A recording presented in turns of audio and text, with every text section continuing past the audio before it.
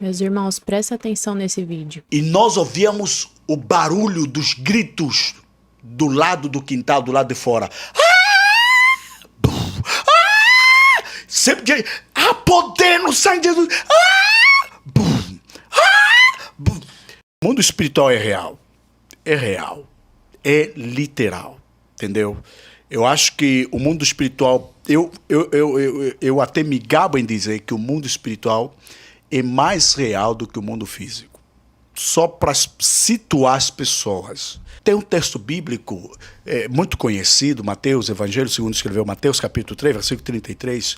Mas buscai primeiro o reino de Deus e a sua justiça, e todas essas coisas vos serão acrescentadas. Aqui há uma coisa que, no contexto acima, Jesus vai falando de mamon, de se separar, e depois ele, no versículo 33, ele diz, mas há aqui uma mudança de pensamento, que Jesus, o principal que Jesus queria entregar para os discípulos era isso, o reino de Deus, e não só, sua justiça. E depois de todas essas coisas, observa só aqui algumas expressões, mas buscai primeiro, ele já diz que tem que ser primeiro. Mas às vezes nós estamos terceirizando. Ele já disse primeiro, reino de Deus. E todo reino tem um rei. Quem é o rei desse reino? Jesus. Buscar primeiro o reino. E a sua justiça. Outro problema que afasta muita gente da espiritualidade, de revelações, coisas profundas, é a falta da justiça do reino. O ser pastor ou líder, e quando falo pastor, eu me envolvo aqui, não é só você, não é só o ato de ser ordenado ao ministério, porque tem muita gente que o diabo também coloca no pacote e se torna pastor, e fica um instrumento de Satanás. O diabo pode usar, né? Aí a Bíblia diz, mas buscai primeiro o reino de Deus e a sua justiça. O que Deus quer o quê, pastor? Justiça do reino. Não é só buscar o reino, porque ele diz, a sua justiça. Depois, e todas essas coisas vão ser acrescentadas. Na verdade, estamos fazendo o inverso. Estamos buscando mais as coisas em primeiro lugar e colocando o reino depois. Então, nós não tem como... Deus não faz casamento com isso. Você tem que obedecer os degraus. Busca o reino. Porque quando você buscar o rei do reino vai se revelar para você. E quando o rei do reino se revela, a justiça te acha, te abraça. Entendeu? E todas as outras coisas as coisas são acréscimo. Não é o principal. É o acréscimo de Deus para a sua vida. Entendeu? Então, o mundo espiritual é tão real que quanto mais reino você buscar, mais as revelações do reino vão se tornar presentes. O que está faltando aqui é a falta da busca do reino. E reino para você buscar é o que Jesus fez. Curava, milagres, maravilha, multiplicação de pães e peixes, mas daqui a pouco a Bíblia diz o quê? E se retirava Jesus para um lugar de oração.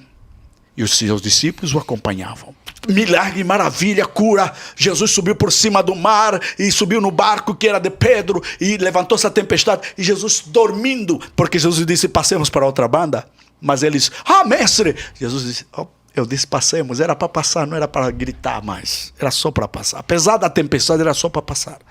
Mas daí a pouco Jesus sobe para um monte orar. Se Jesus é o nosso maior exemplo de vida espiritual, por que estamos fazendo o inverso? Até Jesus viu a necessidade de buscar o reino, de estar presente, se conectar. Meu amigo, tudo que sai da sua fonte morre. Tudo que sai da sua fonte. Tira o peixe d'água. Tira a planta da terra.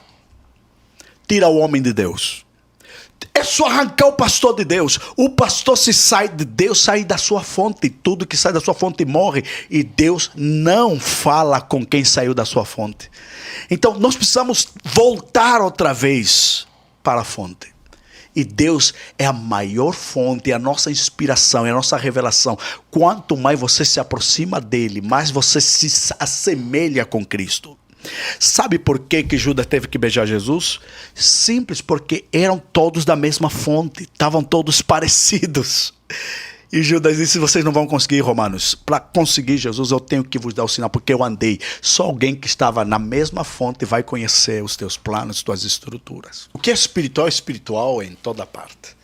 Agora, tem as sutilezas de Satanás. As sutilezas de Satanás, o diabo tem, ele inova.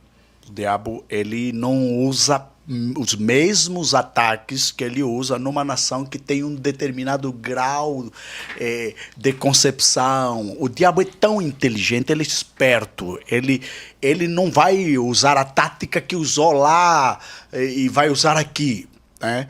Cada povo tem a sua cultura, tem os seus hábitos viventes, cada povo é um povo específico. Então o diabo, o que ele faz? Ele vai se utilizar com o que você já está acostumado a fazer, e ele vai apenas ampliar e procurar destruir dentro daquela cultura que você já carrega. Entendeu? Por isso que a diferença é que você chegar na África, tem um movimento espiritual meio bizarro, tem coisas muito próprias, e eu vou contar aqui, porque eu estava em determinada igreja, eu passei por Londrina aqui, no Paraná, e pessoas me faziam perguntas assim, desse tipo. Ah, pastor, como é que é na África, esse mundo espiritual que a gente fica ouvindo e tal? Eu disse, é verdade, do que você quer saber? Quer ouvir o quê? Ah, não, mas pastor, me explica bem como é que funciona esse negócio do mundo espiritual. Vamos lá. Por que eu me aprofundei e comecei a levar um Ministério de Libertação com toda a seriedade? Eu não sei se tem pastores que realmente já me questionaram, perguntaram, pastor, que eu quero aprender sobre isso, porque parece que tens um entendimento completamente muito ampliado do que é comum, né? Que as pessoas são muito light. Aí eu disse, tá bem, eu começo pela minha família, pela minha casa, pelos de casa. Eu cresci num berço cristão, porém, a família não era cristã, só a nossa casa mesmo. Mas o pai, a mãe do meu pai não era crente, era feiticeira, era bruxa. E o que ela fazia? Ela procurava nos atacar no mundo espiritual para nos tirar da presença de Deus. Tá? E certa vez ela foi para apertar o meu irmão mais velho, porque dormíamos juntos no mesmo quarto, Pai, tem que explicar bem o que é apertar aqui. Eu chego já lá. Que o mundo espiritual não precisa de uma porta aberta para entrar. Os demônios não precisam, sei lá, como é que eu vou explicar? O Zé vai me dar alguns inputs aqui, tá? A bruxa passava dos furos das portas ou do furo da chave, da fechadura, e entra. Impunitizava o ambiente, prepara até o vento fica pesado, e depois apertava o meu irmão no mundo espiritual. Tá dormindo, meu irmão dormindo, e eu vejo ele movendo-se de um outro, batendo, e eu acordo. Eu vejo ela lutar, eu percebi que era uma luta. Eu disse, eu batia nele, acorda. Ele acorda. E ele acorda. Ai! E ele gritava e começava a apontar. Tá aqui, tá ali, a bruxa, tá aqui. Gente, é o seguinte. Eu não me importo se as pessoas hoje levam isso de ânimo leve sobre o mundo espiritual. Porque elas não viveram na pele o que eu vivi, não sabem, e por não saber, é como as leis, a lei da gravidade. O fato de você desconhecer determinada lei não significa dizer que ela não exista. Se você subir no terceiro andar e abrir a sua janela e se jogar do alto a baixo, você vai se machucar, você vai ferir o ponto, vai morrer. Agora, você vai dizer, não, eu vou ficar suspenso, eu sei, joga. Quando você se jogar, e você vem para baixo e pum, morreu. Acabou. A minha questão é, O facto de você desconhecer determinada lei, determinado princípio, é porque ela não existe? Existe. Você não conhece a lei, conheço a lei. A força da gravidade, tudo que sobe, desce. Se tudo sobe, desce, então se você subir, vai cair. E se você caiu? O mundo espiritual é tão verdadeiro, é tão real, que por mais que você diga que não conheço, não sei, isso não importa comigo, meu amigo, parabéns, para mim ela existe. O mundo espiritual é tão real que quando meu irmão gritava e gritava e apontava pelas paredes, por mais que não era para mim, a encomenda era para ele. E eu só ajudei ele a gritar e eu também gritava. Mas chegou, meu pai estava atrás da porta do quarto, abriu a porta e espiritava e olhava, eu a lutar e meu irmão a lutar, a gritar. Aí nós éramos adolescentes e não sabíamos muita coisa. Meu pai, o que foi? Nós já não queríamos dormir, já não dormimos no nosso quarto. Medo, pavor. Meu pai levou-nos para o quarto dele. Filhos, dormir aqui. O que foi que aconteceu? Fala. E eu bati no meu irmão. Fala! Ora! E meu irmão, avô veio aqui. Avô? Qual avô? Mãe da tua mãe ou minha mãe? E meu irmão disse, é a mãe do papá. Ah, minha mãe? Sim.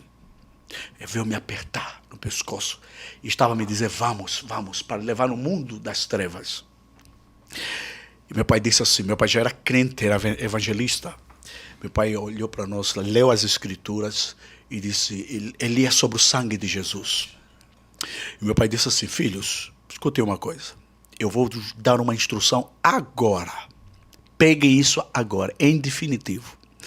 Meu pai disse, se essa bruxa, não importa se seja minha mãe ou o que, quando ela voltar um outro dia, vocês vão dizer que há poder no sangue de Jesus. Entenderam? Sim, pai. No dia seguinte, a bruxa veio outra vez, na mesma noite, madrugada, na calada noite, aperta outra vez, meu irmão grita e ele lutava e eu bato nele e ele acorda e ele continua a apontar o dedo. Eu vou para um lado, ele vai para o outro. E ele lá gritava, há poder no sangue de Jesus. Eu do outro lado também, há poder no sangue de Jesus. Mesmo sem eu ver. Porque o mundo é espiritual, não é físico. E você não vai ver com esses olhos físicos. É com os olhos espirituais. E repreendíamos a poder no sangue de Jesus. Foi naquele dia que eu entendi que o sangue de Jesus funciona. Funciona, literalmente. E nós ouvíamos o barulho dos gritos do lado do quintal, do lado de fora. Sempre há poder no sangue de Jesus. Pera, o barulho era no físico. O barulho era no físico, a luta era no espiritual. Entendeu? Tudo começa no espiritual. A vida que nós temos hoje aqui, essa vida que nós levamos, sentimos que ela é física, mas teve a sua gênese no espiritual. O espiritual governa o mundo físico e não o contrário. O espírito. Por isso, o homem não é corpo, alma e espírito. O homem é espírito que tem uma alma e habita num corpo. O nosso corpo é apenas a roupa do espírito. Nós somos não o que vemos por fora, nós somos o que somos por dentro. O que precisa ser treinado é o nosso espírito. Porque a carne ela está limitada com tempo, espaço, condições e situações. Mas quando você... Como é que você treina o teu espírito? Buscando a Deus. Porque João capítulo 4, versículo 24 diz, Deus é espírito. Ponto, vírgula. Importa que os que o adorem em, não é na carne, em espírito e em verdade. Entendeu? Deus é espírito. Eu estou levando pessoas que estão entrando nessa nossa fala aqui. E eu creio que muita gente há de concordar comigo nessa fala. E eu estou entronizando pessoas que vão mudar a sua perspectiva de vida cristã, de vida com Deus. Porque tudo é uma questão espiritual, meus amigos, não é física.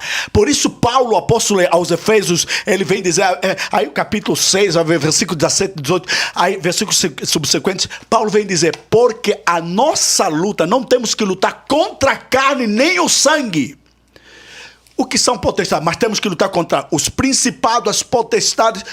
Ele está fazendo, levar a nossa luta, ela é espiritual, porque nós temos uma natureza espiritual.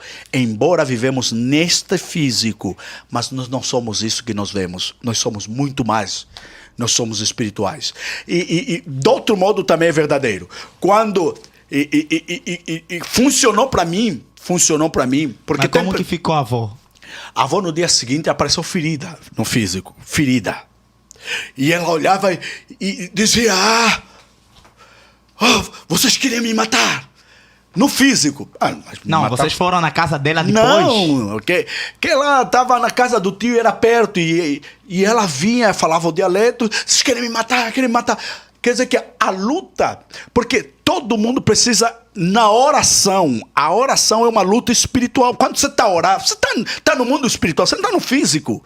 Deus, em nome de Jesus, eu estou a orar pelo João que está doente no hospital. Senhor, eu estou a orar pela minha situação financeira, econômica. Você está entrando no mundo espiritual para ter respostas no físico. Não é? Isso é que é oração. Oração é falar com Deus e vice-versa. E Deus falar com você. Você está a orar para um Deus Espírito? Você está a orar para um Deus Espírito? Quando Moisés chega diante do Mar Vermelho e Deus diz, Moisés, o que é que tens na mão? Bate no mar. Você acha que uma vara abre mar? Nenhuma vara abre o mar. A questão era espiritual. Apesar de física. Porque os egípcios estavam vindo. E Deus disse, Moisés, o que tem na mão? Por que clamas a mim? Fenda o mar. E quando Moisés feriu o mar, eu não acredito que depois de Moisés colocar bater a vara, o mar se abriu logo. Não. Foi quando o primeiro israelita pisou a água. Porque a fé é isso. A fé é você crer no invisível. É você crer, né? Hebreus fala, Hebreus 11, né? A fé é o firme fundamento das coisas que se esperam e a prova das coisas que não se veem. Então, quando o primeiro israelita pôs o pé na água, o mar se abriu. O espiritual governa o mundo físico. E as pessoas precisam começar a Bíblia diz, o meu justo viverá da fé. E a fé é isso.